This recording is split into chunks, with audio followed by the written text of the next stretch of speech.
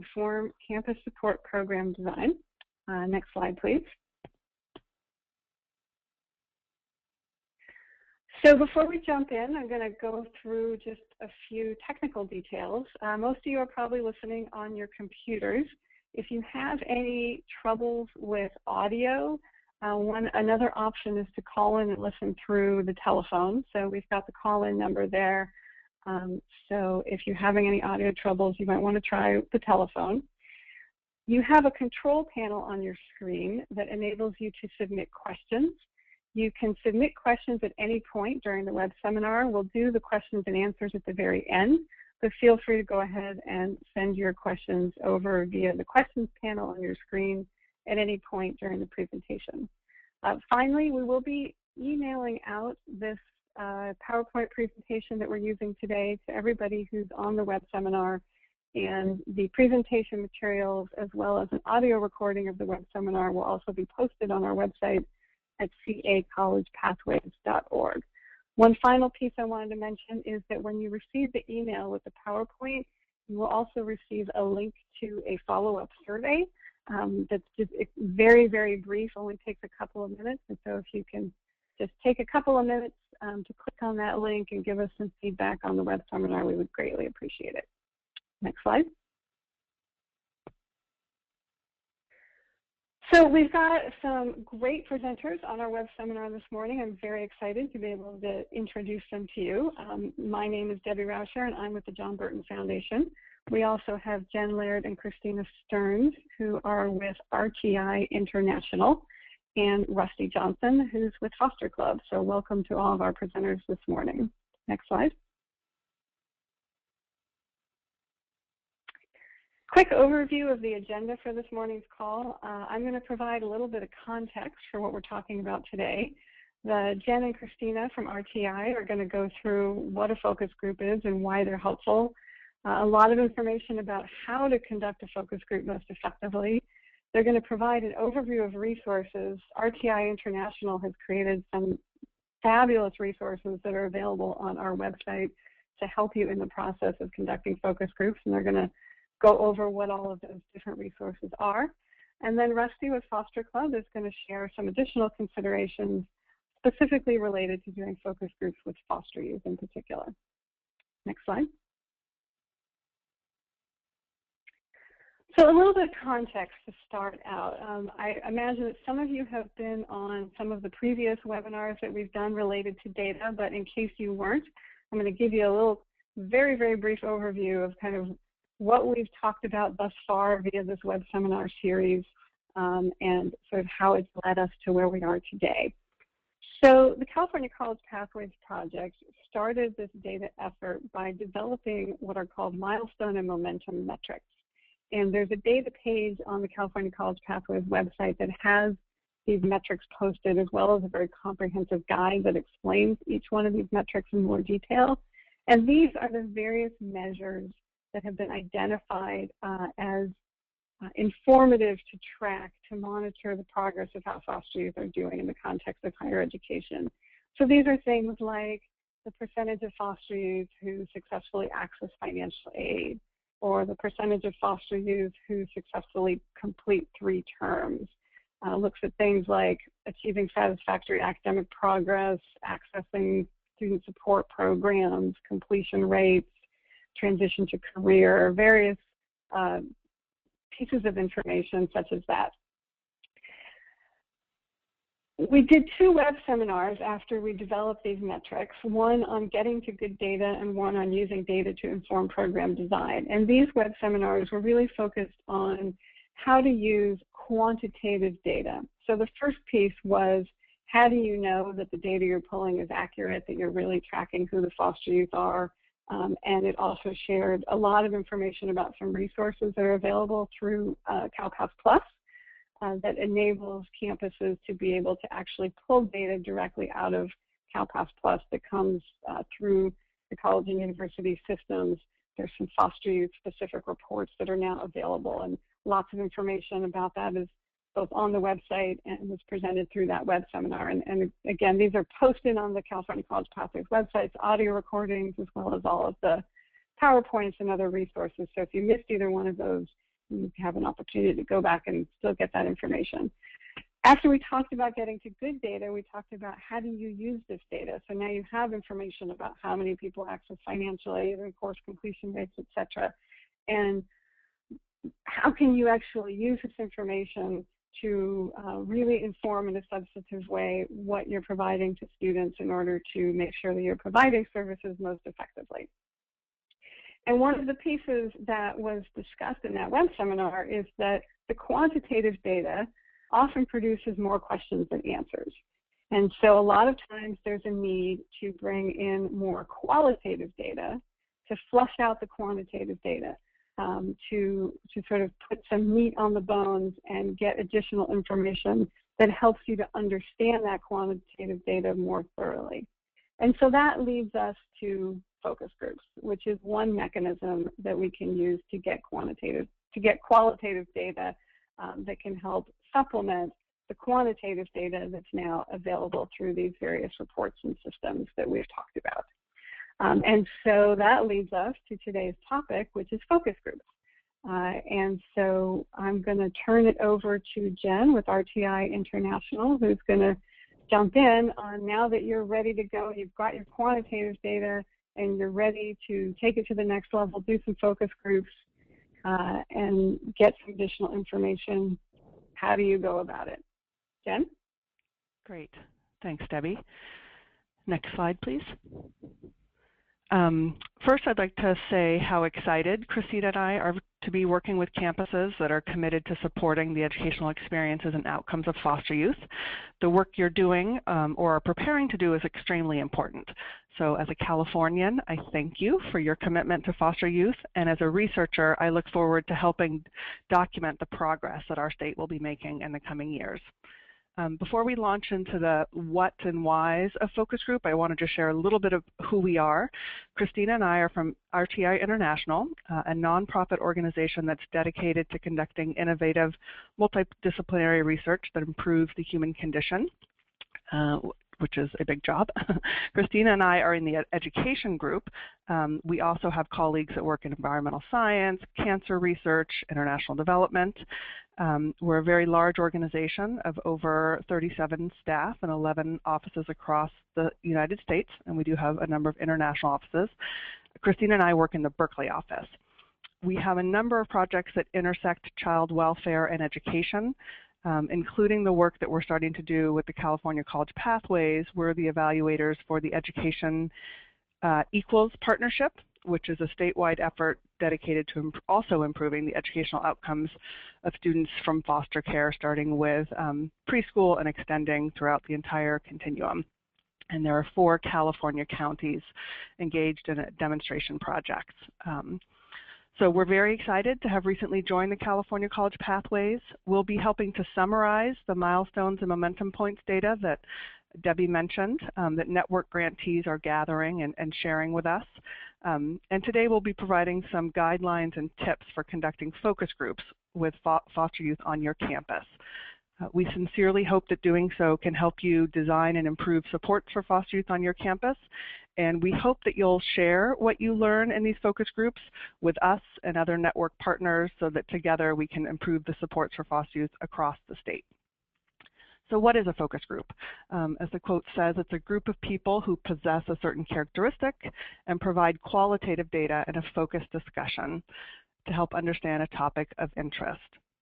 As Debbie mentioned, they can be used to explore the meaning of quantitative data. They're often done in combination with large surveys where you get to ask respondents questions, but maybe not hear some of the things that they would add to the conversation. In our case, they're going to be used to help elucidate the milestones and momentum points data.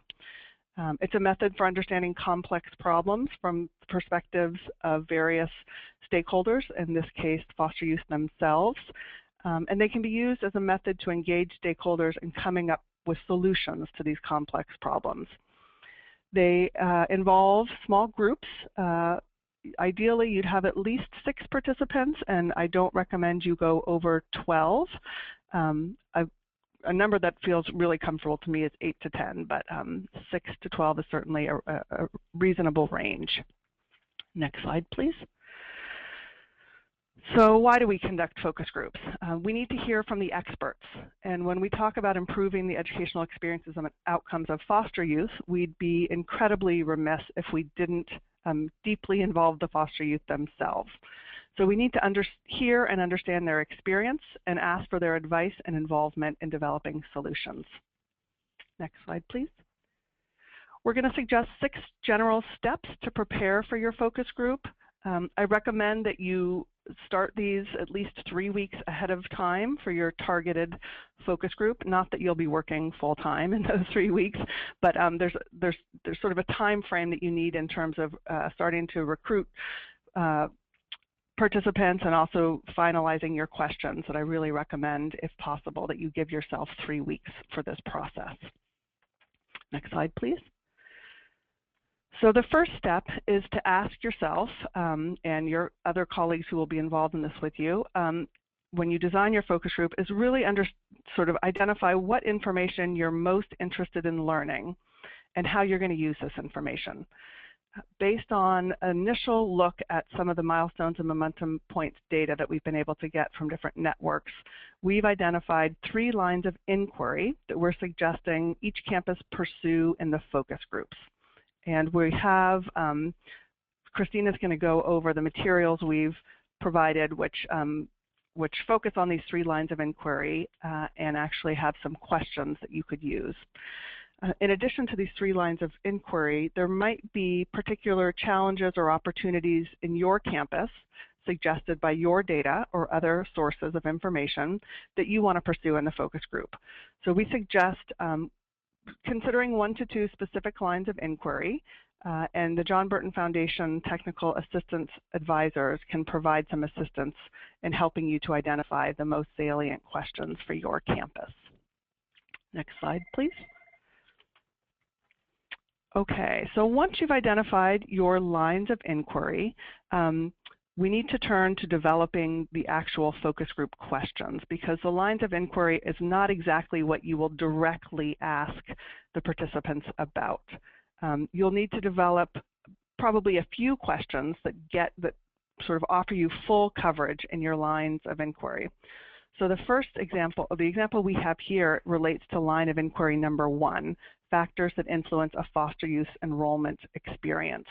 So we start, and Christina will go over this in more detail, but we want to give the group a sense of what we're about to ask, and then we have some specific questions designed to get at that line of inquiry.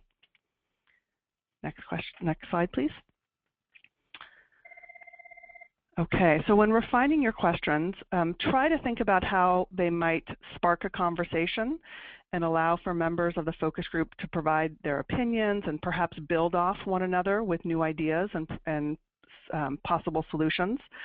The questions should be open-ended. Avoid asking questions that provide a yes or no answer. And they shouldn't be too broad, but narrow enough to sort of stay on topic. I recommend that if one person drafts the questions, ask a colleague to review them and make sure that the questions are concise and direct, that they're focused, that there aren't terms that you're using that might be ambiguous or unclear to participants, and certainly check that your questions are open-ended. Next slide, please. Okay, so the 4th step is to identify a location and time. The physical environment can have a major impact on the quality of the focus group. It should be a quiet space, a private space. You don't want to do this at a cafe. And you want a space in which everyone can see each other and is close enough for a comfortable conversation. A round table is great, or chairs organized in a circle is an ideal configuration. If you have a set of rectangular tables, you might just put them together so that it makes a comfortable square. We are going to recommend that you do an audio recording of the focus group, just so that the note taker will be able to flesh out their notes afterwards, and we recommend that you then destroy the audio recording once that's done. So when you think of a location, when you're identifying a location, keep that in mind too, that you want to be able to have it quiet enough that you can pick up people's voices. In terms of time, give yourself at least an hour for the focus group. 90 minutes is ideal. We're going to recommend food in a moment, and if you are able to provide food, then I really recommend 90 minutes. Try to choose a time when you think most students won't have classes. So, for example, maybe 10 a.m. on Tuesdays and Thursdays is a popular course time on your campus, so try to avoid that. You might also have other meetings or natural gathering opportunities for foster youth on your campus, and you can think about scheduling it right before or right after, or possibly, if it's okay with the facilitators or organizers of those meetings, perhaps a replacement focus group for your typical meeting. Next slide, please.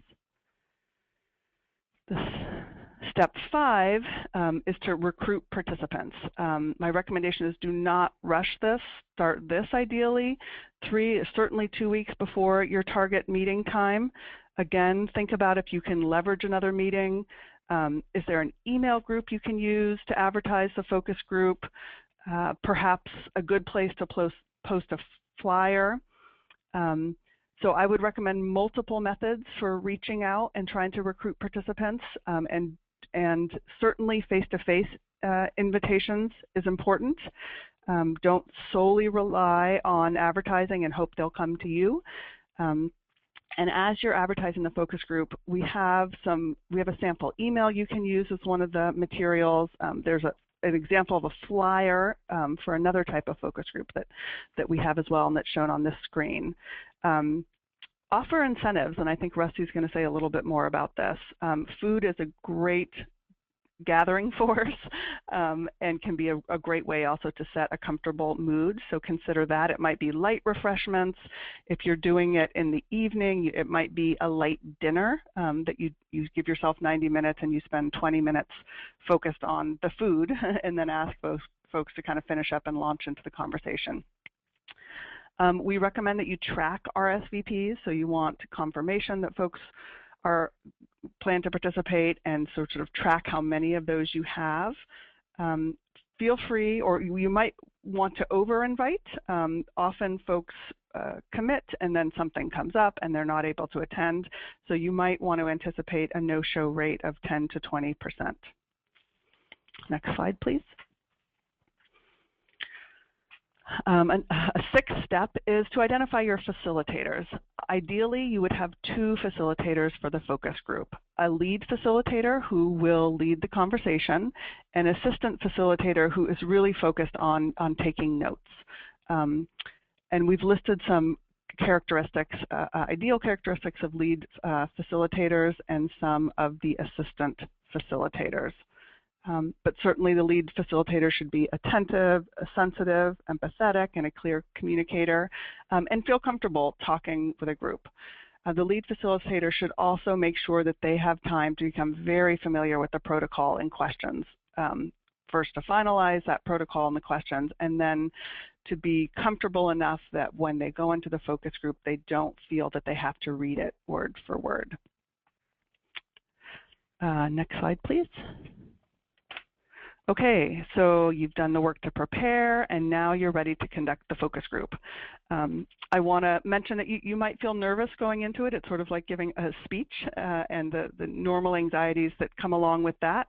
But also be prepared to just be very energized by the group. I look at it and I experience it as an opportunity to spend an hour and a half or 2 hours learning from a set of experts. So it's something that I really look forward to at this point. And also know that with all your great planning, certainly unexpected things may occur, and try to sort of roll with some punches and not get too flustered if something unexpected occurs. I know I did a focus group a few months ago, and it was a wonderful focus group, but there were some unexpected things, including a number of participants coming late, and sort of, somebody came 5 minutes late and another person 10 minutes late, and then another person about 20 minutes late. So I had to each time sort of acknowledge the person, thank them for coming, quickly introduce myself, mention again that it's being recorded, ask for their consent. So it was important that I did all of that, but I also was very mindful of the fact that most folks had arrived on time, and I didn't want to disrupt the group too much. with having participants join late.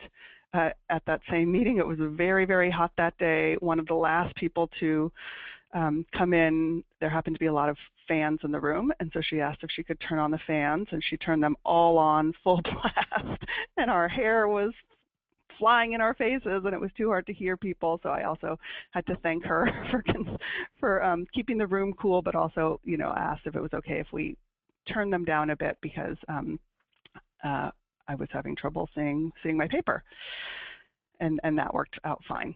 Next slide, please. Okay, so in conducting the focus group in the day leading up to, remind participants again of the focus group and confirm their participation, and always reiterate the time and the location, and ask if, you know, give a cell phone number, an email should they need to be in touch at the last minute. Have your consent form drafted. We have one of the materials we've prepared is a sample consent form.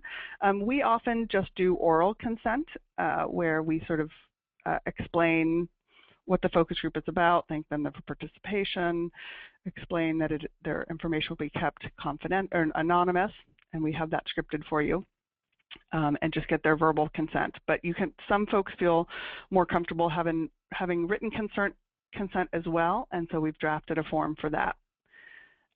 Again, the facilitator should be very familiar with the focus group protocol, both the lead facilitator but also the note taker, so that they're comfortable with what is going to come up during the conversation. And finally, have your recorders at the ready, tested, and make sure that you have adequate batteries. We recommend having two if possible. That's you know, being very, very cautious. One will do, and recently we just still do have small handheld recorders, but actually in the last year I've relied on my iPhone voice recorder, and it works just fine. So that is an option you can consider. Next slide, please. Okay, so as the focus group is beginning, use that opportunity to establish an open, supportive environment immediately. As folks walk into the room, I always make sure I stand up, shake everyone's hands, introduce myself, have a wide smile, make sincere small talk. I really want everybody to feel welcome and comfortable. You don't have to be worried about being a sort of antiseptic researcher. You want everyone to feel comfortable. Again, food is a great way to establish comfort, but think about the type of food. Either light refreshments that are easy, sort of, you know, like small cookies, something that's handheld, not too messy. Again, if you're offering a lot of food, give yourself at least 90 minutes for the focus group and devote about 15 minutes to getting settled and eating, and then asking folks to kind of clear their plates. And I don't recommend, if you have a lot of food, that it be on the focus group table. Have it aside so that folks aren't sort of distracted by it or keep reaching for more food.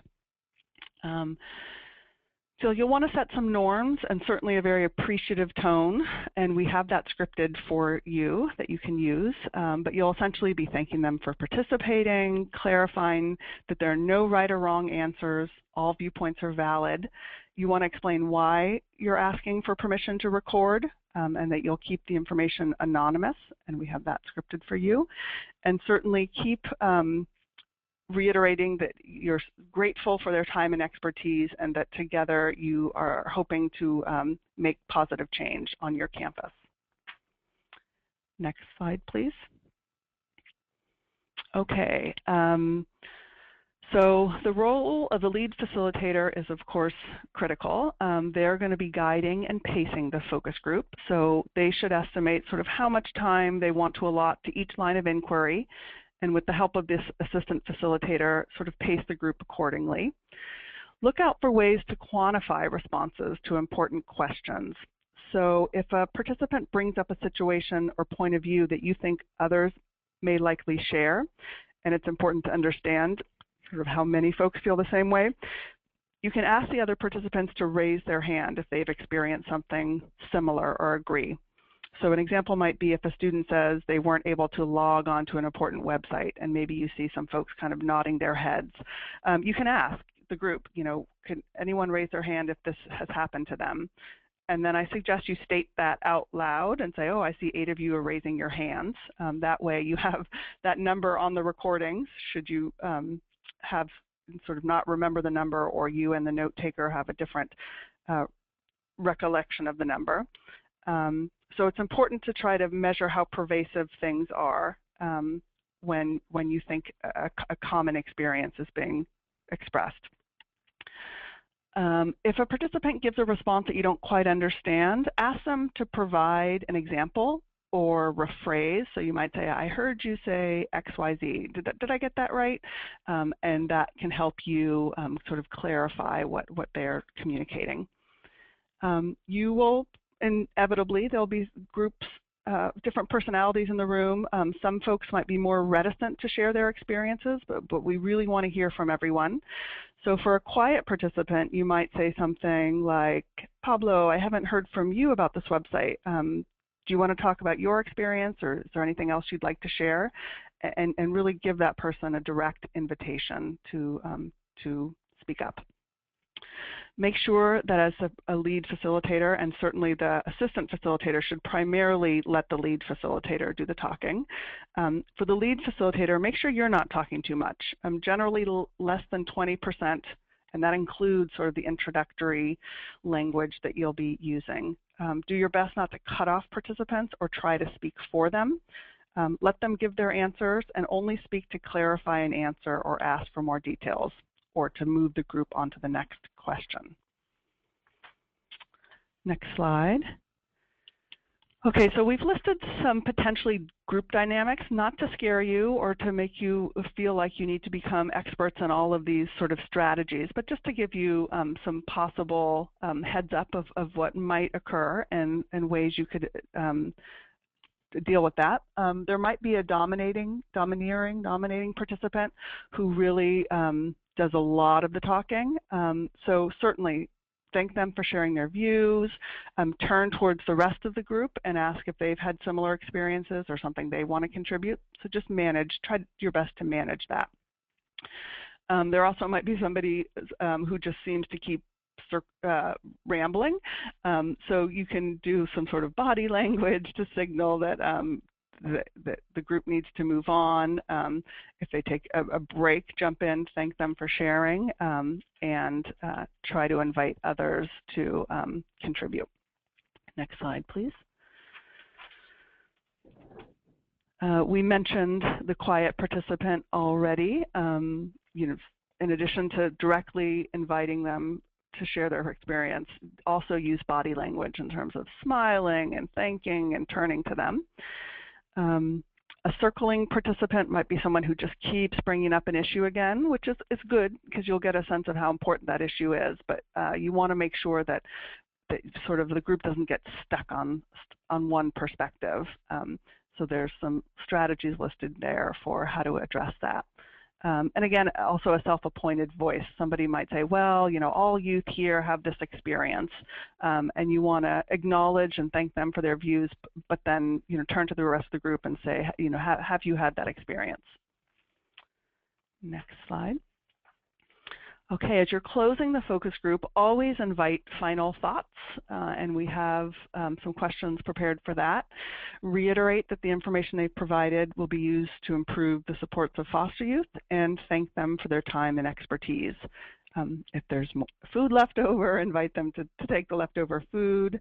Another incentive, and I think Rusty might mention this, is often we provide a $10 gift card to Starbucks or Pete's or a campus coffee shop, and that's really appreciated. And when we do that, we advertise it if we're able to, if we know we have that available at the time we're doing the advertising, but we don't hand them out until the end.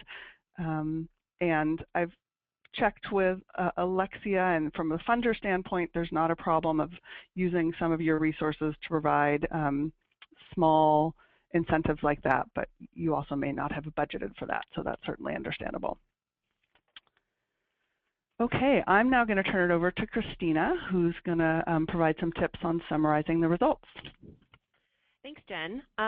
So I'm going to talk a little bit about approaches for summarizing and analyzing focus group data. In general, there are many different approaches for this, and for a formal research study, there would be rigorous requirements for how data are captured. However, for our purposes here, we're less concerned with research rigor, and we're most concerned with this process being helpful for your campus. The main goal of these focus groups is to inform your planning and implementation of effective supports and programs for foster youth. Now, for funded campuses, an additional goal of the focus group is to support learning, both across the networks and beyond the networks. To that end, RTI intends to incorporate data from the student focus groups in a report that will be provided to the networks this winter. This data will help supplement the quantitative data. In order for RTI to be able to analyze and incorporate information from your focus groups, we have created a focus group report template available on the California College Pathways website. This template will hopefully make it easy for you to summarize and report information gleaned from your focus group. Now, in terms of some tips for summarizing, as soon as possible after the focus group is complete, you should flesh out the notes taken by the assistant facilitator. This can be done using the audio recording of the focus group to fill in any holes in the notes. To protect confidentiality, you can assign alias names or numbers. So for example, participant 1 said, participant 2 said, for identifying in the notes who said what. Now, the goal of these notes is not a word-for-word transcription. The notes should be just detailed enough so that someone who is not at the focus group could read them and have a clear understanding of the conversation. Now, that being said, it is very useful to identify some illustrative quotes that may encapsulate well what a participant was saying or certain themes that emerged. After the notes are fleshed out, both facilitators should read them and identify the overarching themes that came out in the focus group. Then they should sit down together and discuss what each identified, with the goal to come to an agreement on what the themes were. Then one of the facilitators should complete the focus group report template. I'm now going to walk through the template and other materials available on the website in greater depth. So the materials on the website are designed to help you prepare for, conduct, and report on your focus group. These documents include some general tips and tools for conducting focus groups, a sample flyer to advertise the focus group, which Jen mentioned, a sample email to focus group participants, and a sample consent form. In addition, there is a focus group protocol, sample lines of inquiry for the focus group, and the reporting template. And I'm going to show you these three in more detail now. So Appendix A is a draft focus group protocol. This basically provides you with sample language you can use in conducting the focus group, including how to introduce the focus group, a sample warm-up question to get some basic information about the participants, lines of inquiry for the focus group, which are actually included in a separate document, which I'll show you in a minute, and some closing remarks to close out the focus group. So Appendix C is the separate document that I mentioned that provides 3 lines of inquiry for the focus group. These questions were developed based on some initial data collected from selected campuses in the CalPass Plus system. So for each line of inquiry, we provide some language to introduce the questions, a sample warm-up question to get the conversation going, and then some follow-up and additional targeted questions that will help you focus the conversation on the most relevant issues so that you can get the most helpful and targeted information possible. Now, for organizational purposes, we suggest that you take the lines of inquiry from Appendix C, as well as any additional lines of inquiry you've developed for your specific campus, and insert them into the focus group protocol in Appendix A.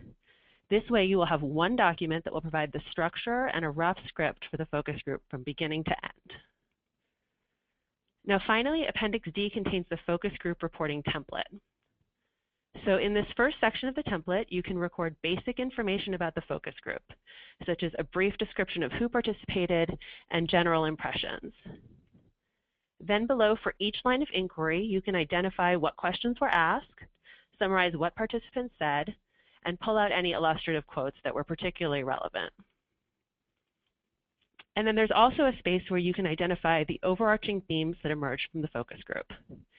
In addition, the document lets you reflect on how you might use the information gleaned from the focus group in your planning and practice.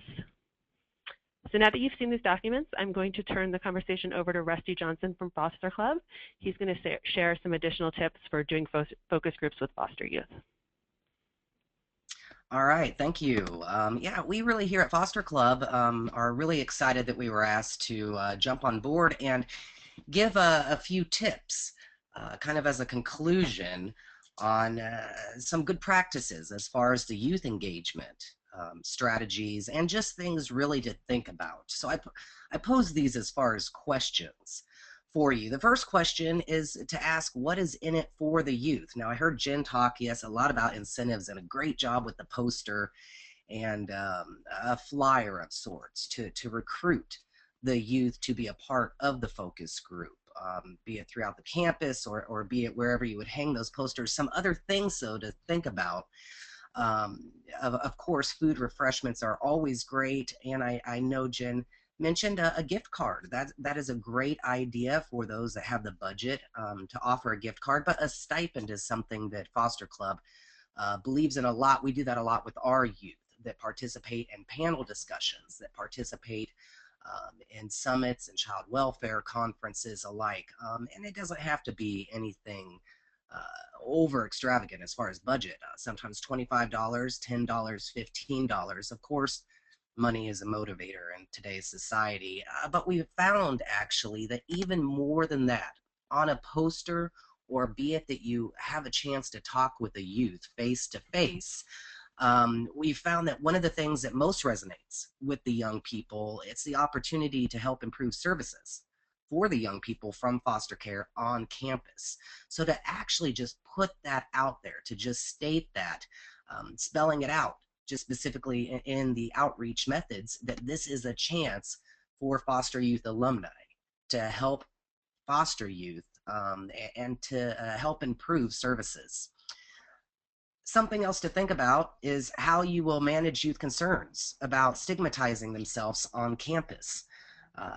Again, something just to keep in mind, and that's something that is, of course, every youth's right. It's their right to come forward as a foster youth and share their experience, or it's their right to not come forward and to keep that part of their past reserved, and again, that they can choose how and when to use that. So this is something to just keep in mind, that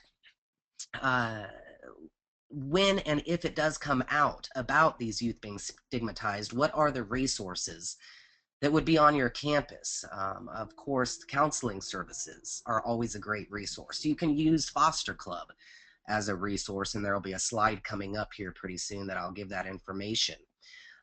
Other professors that might be knowledgeable in child welfare.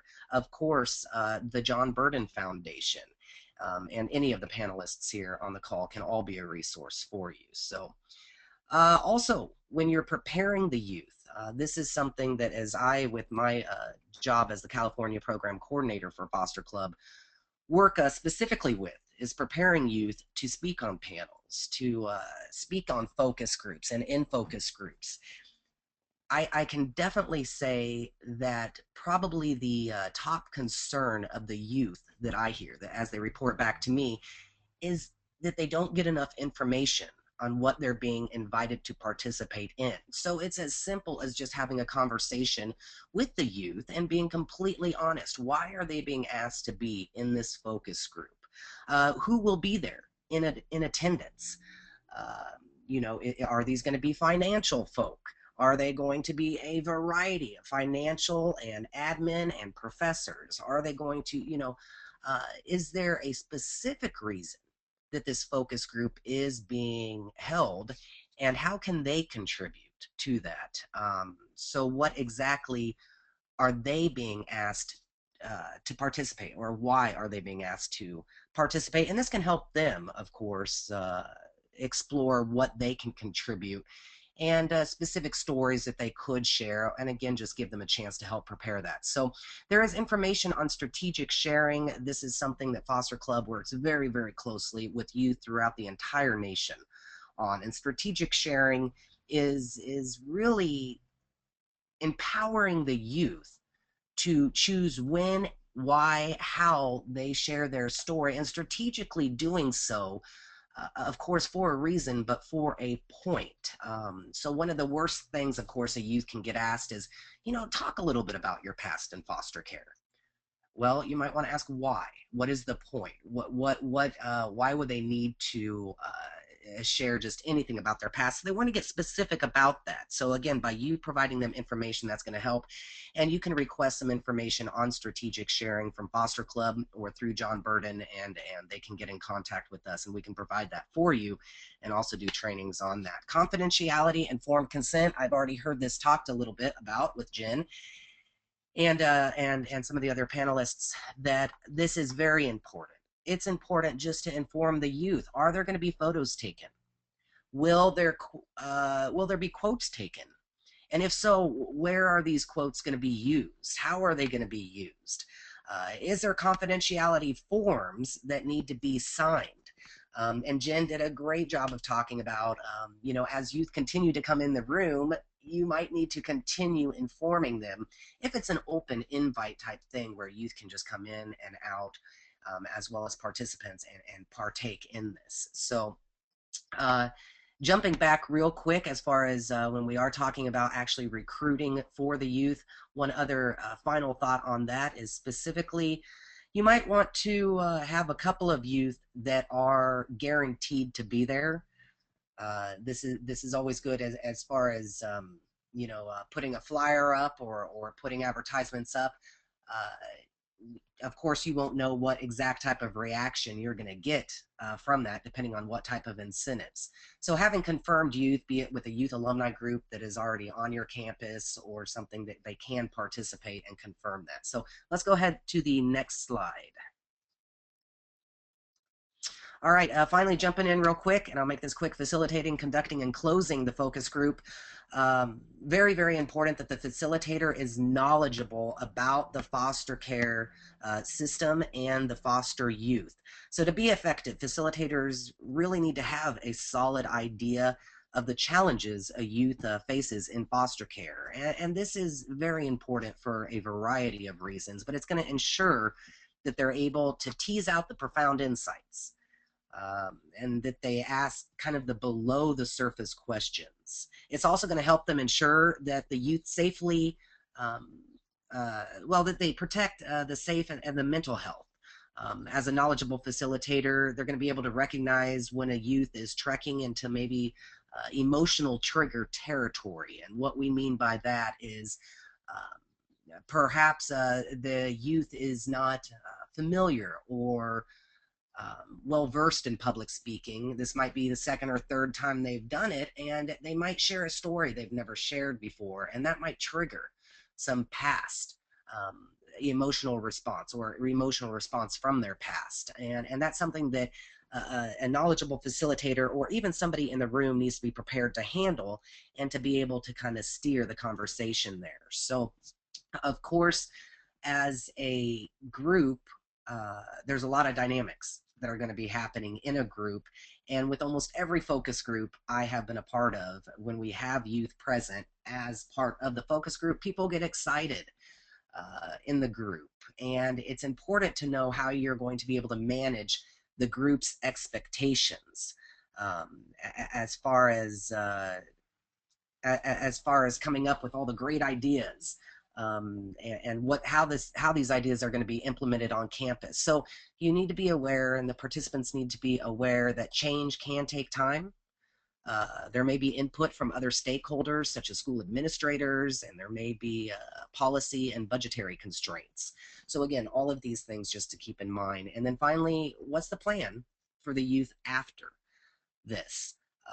Know the methods for the youth to be involved and or updated. Email is a great way to be able to make sure that you have the youth's email address and or contact information, just simply to let them know what has happened because of their participation. What an empowering thing that can be. And also, again, the alumni groups and resources that are right there on the campus, right there in the community, and or groups that you can connect them with to continue their outreach, their empowerment, and so that they can use their voice. So if you have any questions about finding youth to co-present at your youth focus groups, or if you have questions, just any more questions about kind of the youth aspect of this and the youth engagement, please, you're more than welcome to contact me. There's my information right there.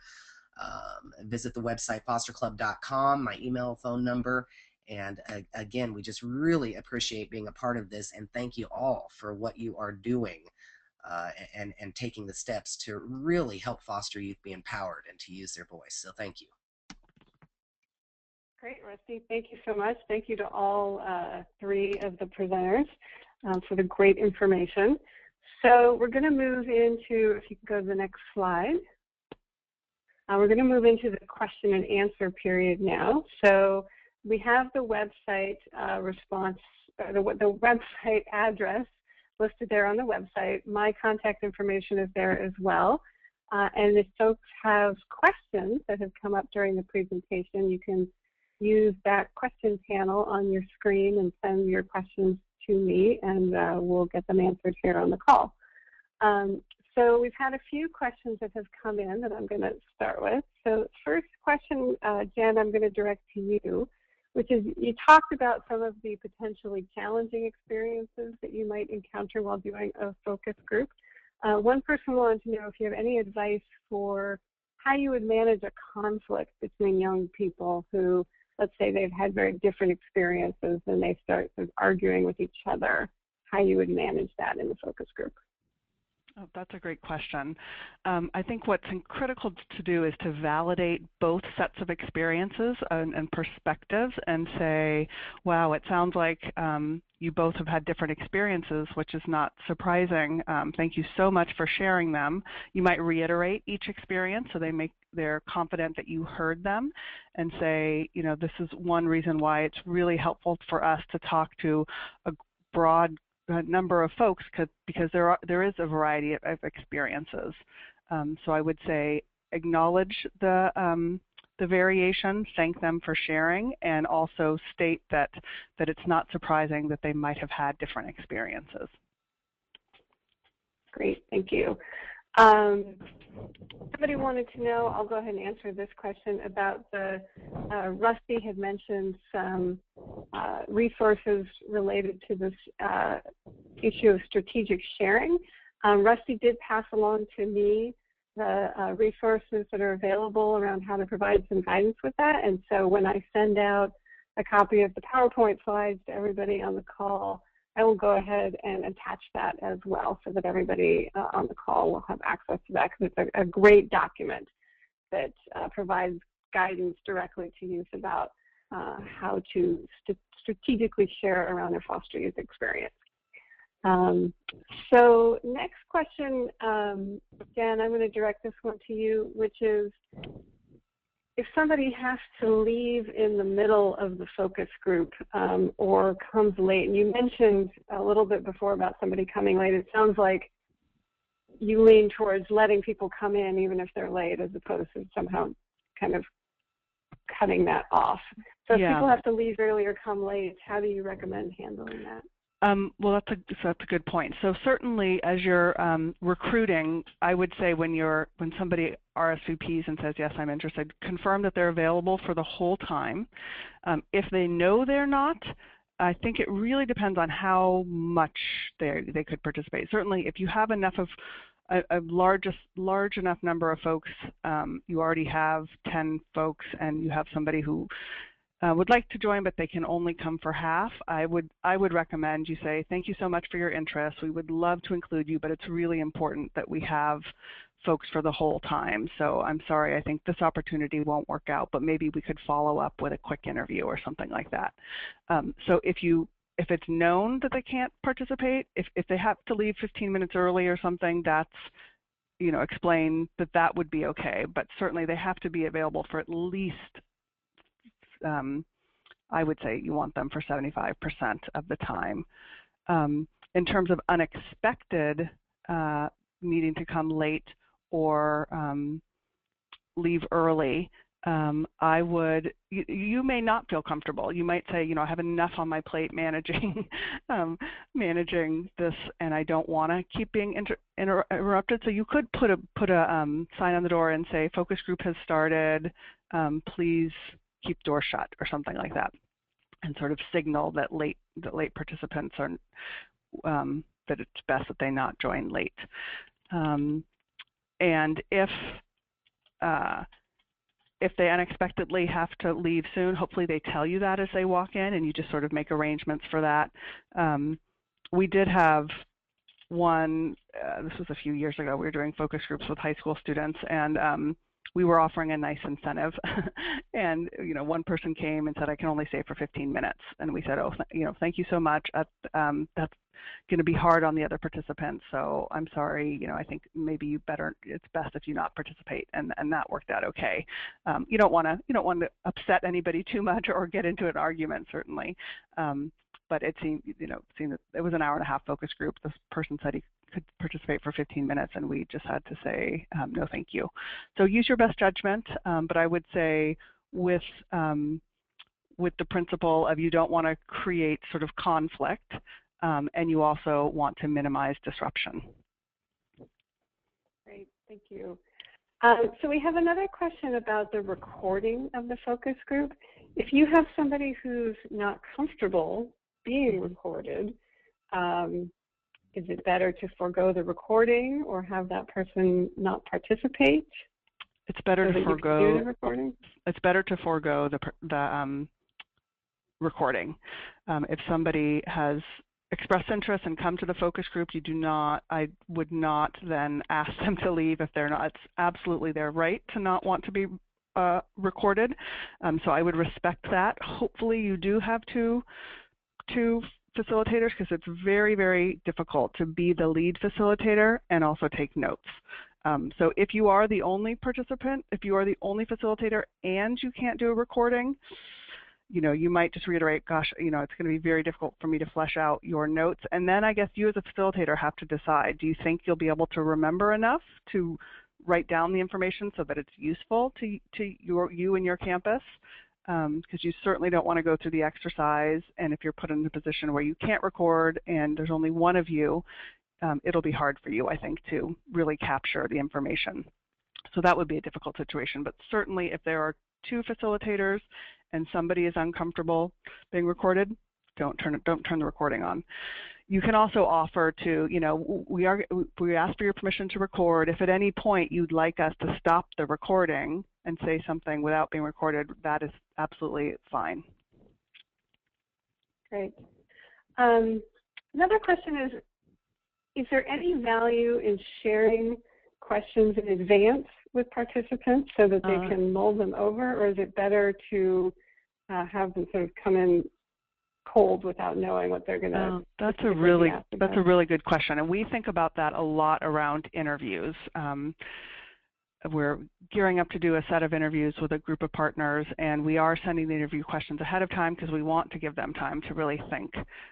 We don't do that with focus groups, and I think it's a logistical issue. You don't want to put too much pressure on the participants to think, oh gosh, now I have to read the questions ahead of time, and it just might feel like an additional barrier.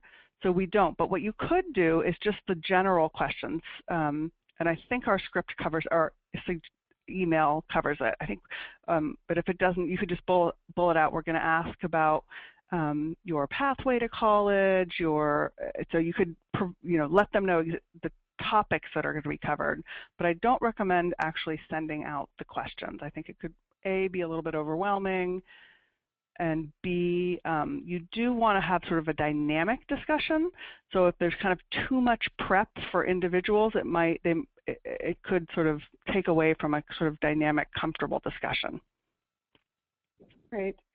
So I've got one last question here. So if anybody on that has a burning question you want to make sure to get in, send it now. Otherwise, this will be our final question, which is, you talked about sort of the reticent participant.